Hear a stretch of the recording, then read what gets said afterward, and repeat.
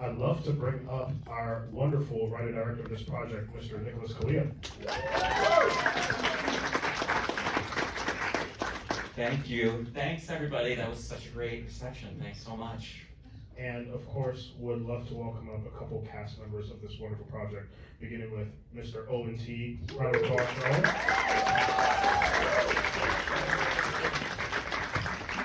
And the wonderful Johanna Colón.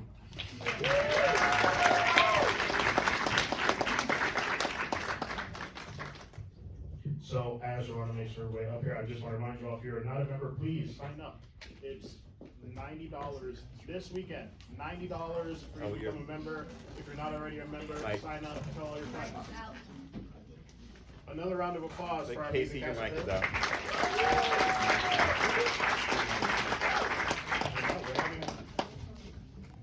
You hear this? Boom, boom. That's it? You take mine. Are we back? We're back. We figured it out. It's all good for now.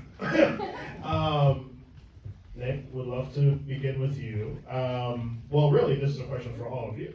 You've lived with this project for a bit of a while now. We premiered it last year at Tribeca, and you've gone on quite the journey with this. I'd love to give each of you space to just talk about where you're at now, how we're feeling about, especially this celebration here tonight, and all the things it might mean. And Nick, you can start. We'll go down the line. Thanks. Yeah, I feel great. The movie's been, for me, it's been about 5.5 years of my life. So I'm very happy to release it to all of you. And for now, Griffin to get to go out and terrorize the world. And yeah, I'm excited. It's been so it's been a while with people. When we premiered at Tribeca last summer, we always knew we weren't going to come out till this summer. But now I'm really just excited for everybody to get to see the film and stop asking me when they can see the film. Yeah, it's only been in my life for about 2 years, but I'm also just really excited for people to finally get to see it, and it is a movie that I'm extremely proud to be part of, and also very, very fond of. So I'm happy it's finally being unleashed. I agree with both of them. It's been about 2 years, and just seeing all of your reactions made it so worth it, and I'm absolutely in love with this movie. I hope the world will love it just as much. It is unfiltered life of a teenage boy, and I think that's just what the world needs right now. And folks, we will have some time in the end for audience questions. And again, thank you all so much for hanging around. Definitely want to take as many as possible. There isn't a mic, so I will point to you, so make sure you project when you're asking those questions. Nick, back to you. One of the things, and we've talked about this before, I just love the writing in this piece. I think it's so on point. It feels like you're living with these characters. It feels like they're fully three-dimensional beings. Can you talk about maybe some inspirations for some of the main cast and how you also worked with these fine actors to bring that to life on screen?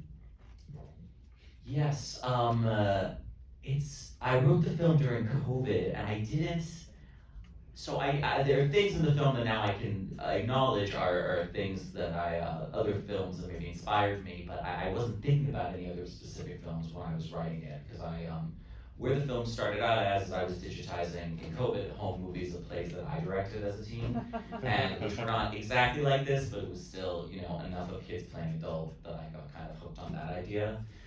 And what was the second part of the question? The second part of the question was how it was like working with them. Yeah, how you really brought these characters to life on screen in relationship with working with the actors. It's one thing to have it on the page, and then they show up and it can become something else entirely. Yeah, it was really, the cast was amazing. The casting directors were Meredith Tucker and Becky Fittinger, who were really incredible, and they worked on the movie 8th Grade together, and they said our favorite thing to do was just to find, funny, unknown young teens who were completely uniquely themselves. I was like, well, this is the right movie for me. And Yeah, it was really an amazing thing. Of nobody in this movie, except for maybe Gordon, who plays Tyler, is playing themselves. So I'm not sure it's exactly like their character. I would say, but they were all so fantastic, and they were, it wasn't even the junior cast. I can't call them kids because they're certainly not kids now, kind of weren't then, but they were just so game. And I remember a couple weeks in, my sister was like, "How has it been? Have they been forgetting their lines?" Or and I was like, it couldn't even occur to me that someone would forget a line, and because they were just so on top of it and so professional. Awesome. Owen, my next one's for you. In reality, this film is, to me, boundary breaking in a way that it showcases this taboo sort of relationship, but it's very real, right? I'm sure there are many people in here who may have had similar experiences or crushes, mind you, when they're growing up. I'm just curious what you tapped into to bring that to life on screen. Yeah, well, I mean, for Brad, it's he has no idea that that's what the relationship is, and that actually I found it kind of hard to watch the scene where Griffin finally comes to New York, because for Brad the friendship is very very real, and I think that he actually he's the fact that Griffin sees him as like, or he thinks that Griffin sees him as like this artist and this person who should be looked up to, really means a lot to Brad. And I remember filming that day. It was one of our last days of shooting with well, the whole movie, but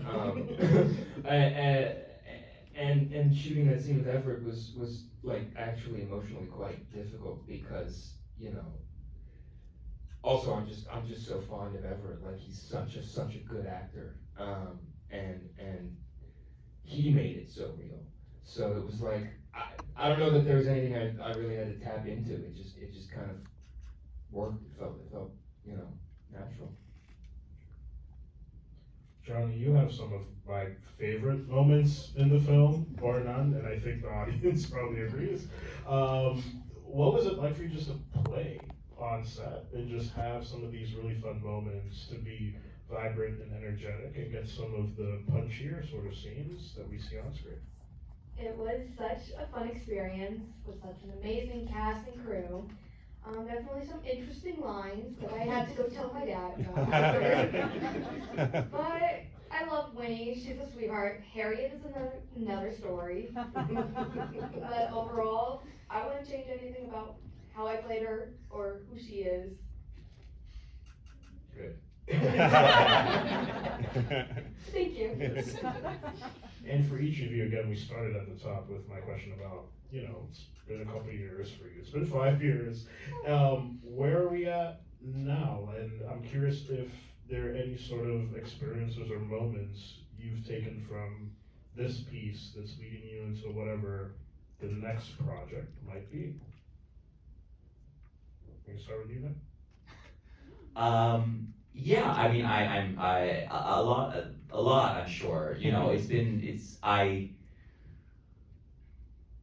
Yeah, I think that the film, it lived with me for a really long time, and so, and having it go out there and have people respond to it in the way that they have has been really fulfilling and rewarding, and it has made me excited to make another film. I just need a little bit of a break.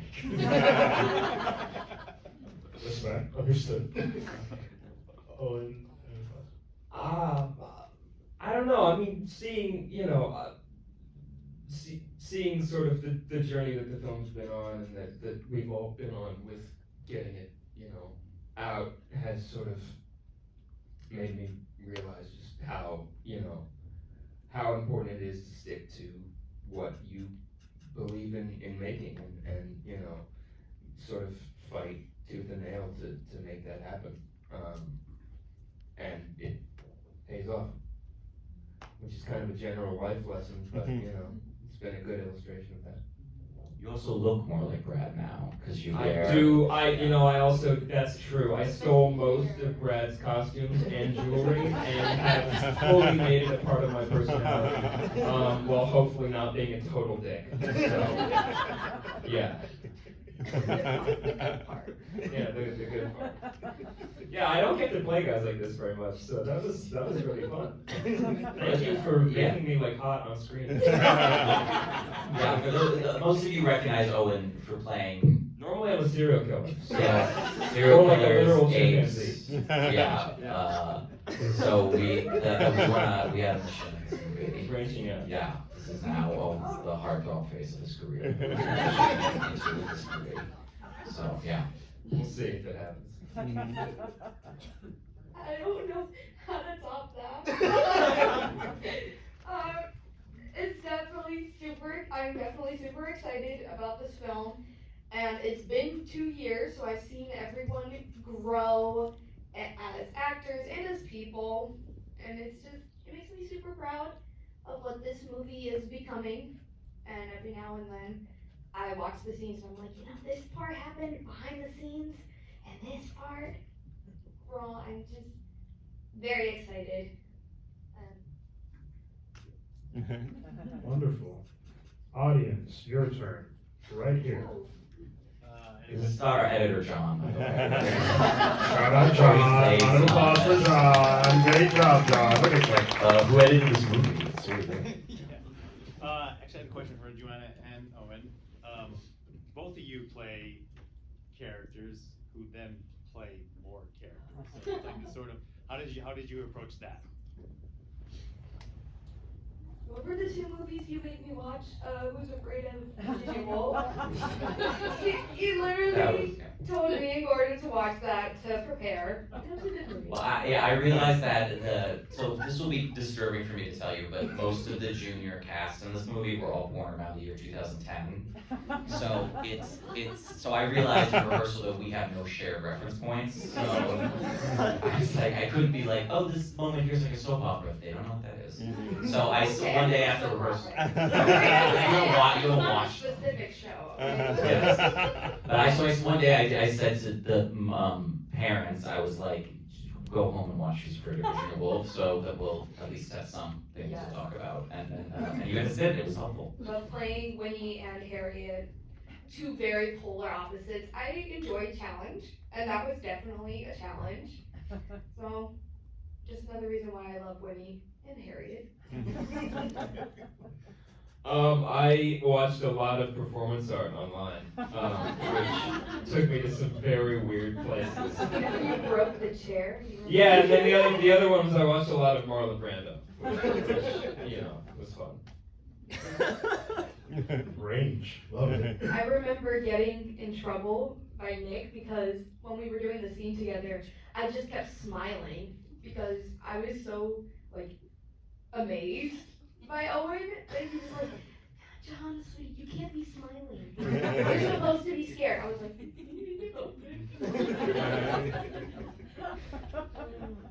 I saw a hand in the back. Yes, sir, in the suit. Yeah. Thank you. Lovely movie, lovely acting. We are totally amazed. I just felt one thing, maybe a little bit something missing.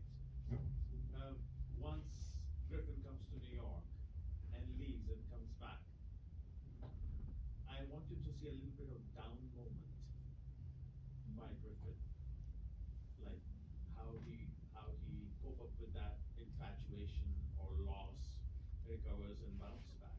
But that part was, I think, maybe because of the interest of time was hit. But I thought I would connect with the movie a bit more as a human being. Yes.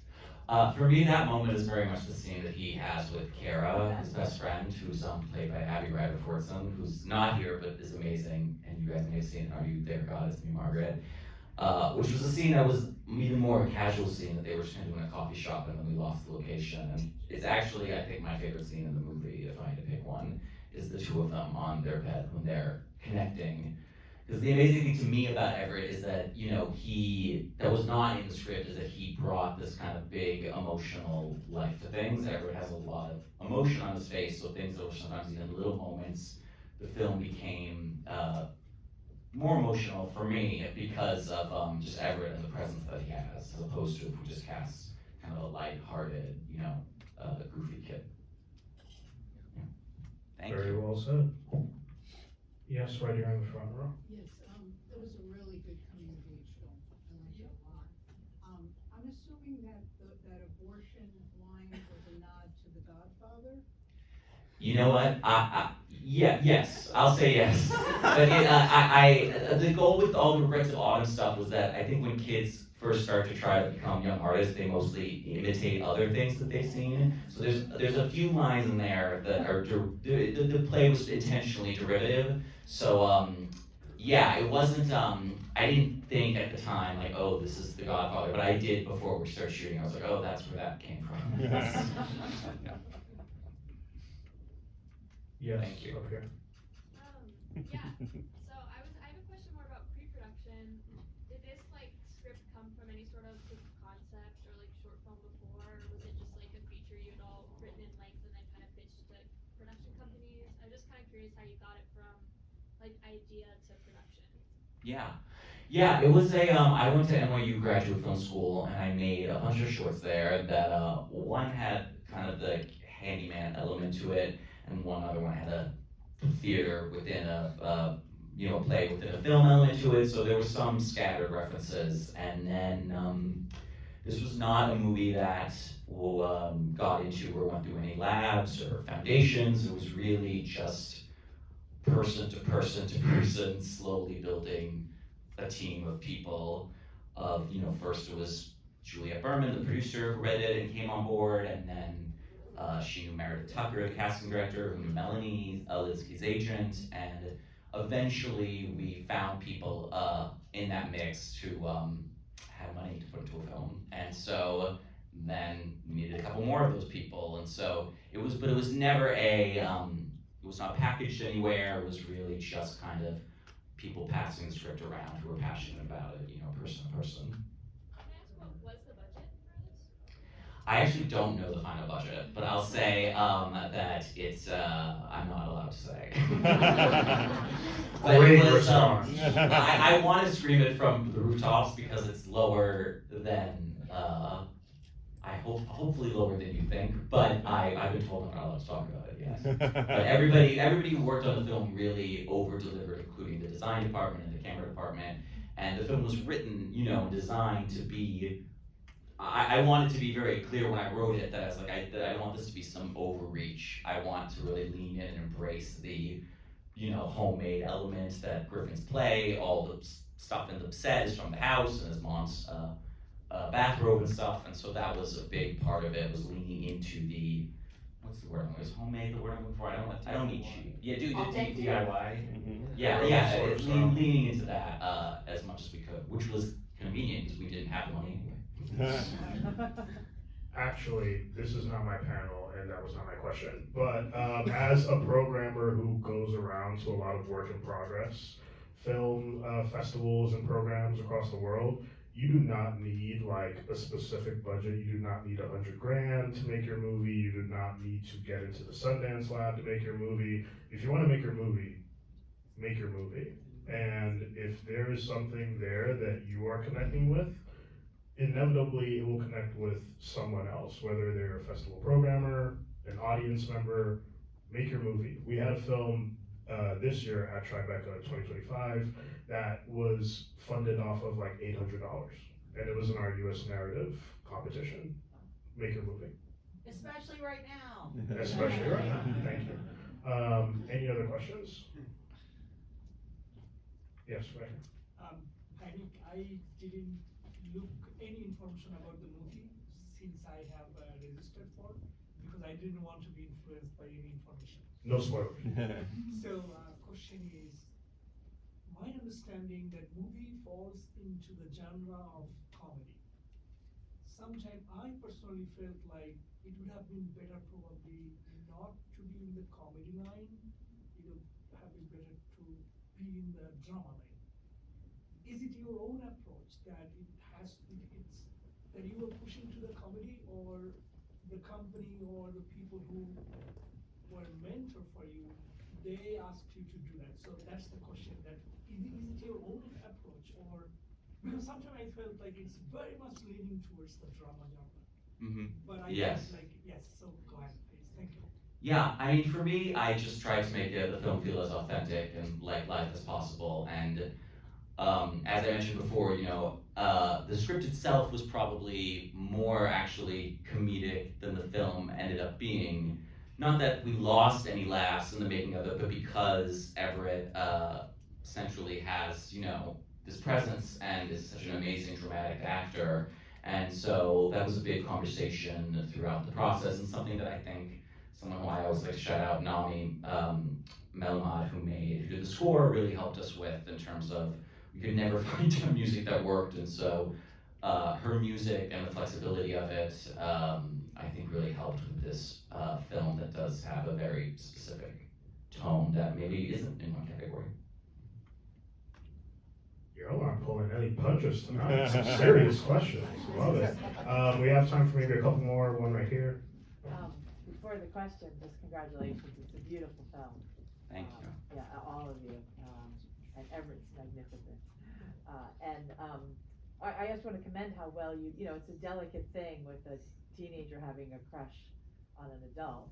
And, you really thread that line so well that you took care of us as an audience, that we knew you weren't going to twist and take us into a territory that was not what this movie was about. And I felt like you all did that so sensitively, so that we could really be in Griffin's perspective safely, which was really, I thought, wonderful. Thank you. And my question is, individually, what was your favorite part? Or, no, it's hard to have a favorite. Just something that you really loved or learned about working on this movie. I've been talking a lot. You guys go first. I don't know. I mean, I think working with Everett was like, I did not expect to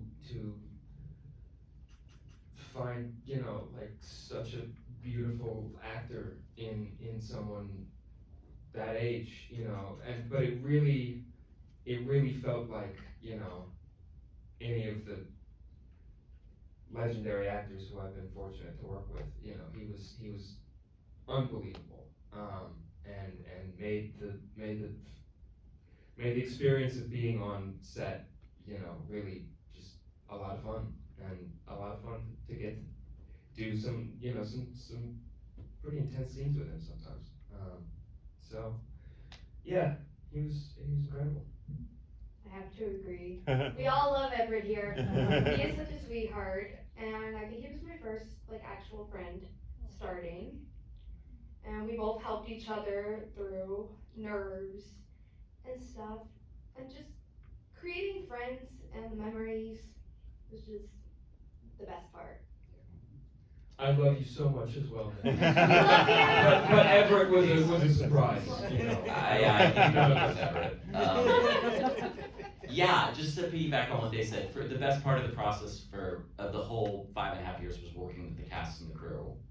That was my favorite part. The crew, we shot in Richmond, Virginia for 4 weeks with a couple of pickups in New York. But the crew was just really, really, I mean, again, this was not a film that anybody worked on for any reason besides passion.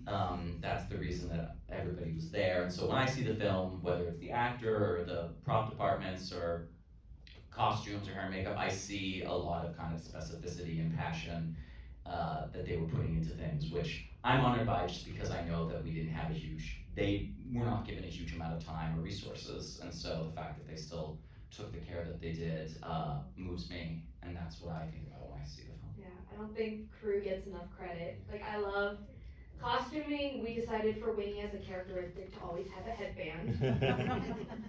Sound, I was always playing rock, paper, scissors with behind the scenes. They just don't get the love they deserve, and I feel like we should appreciate them more. They were incredibly tight. Yes. Yeah, it was like insane. It didn't feel like we were working. I felt like it was all just a family creating a play for a sleepover. Yeah, it felt like working. I was trying to be sweet.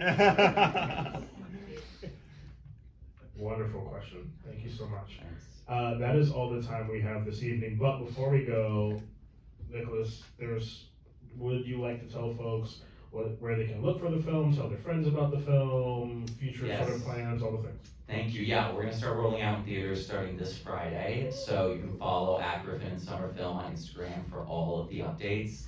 This weekend, actually, we're gonna be at the Lemley Royal in LA, but the following weekend, September 4th, I think that's the Friday, we'll be opening in New York at the Quad in Greenwich Village, right near here. Me and Owen will be there Friday and Saturday, and we'll also be in other cities after that and expanding other places. You can also pre-order the movie now for VOD. We'll be out there later in September.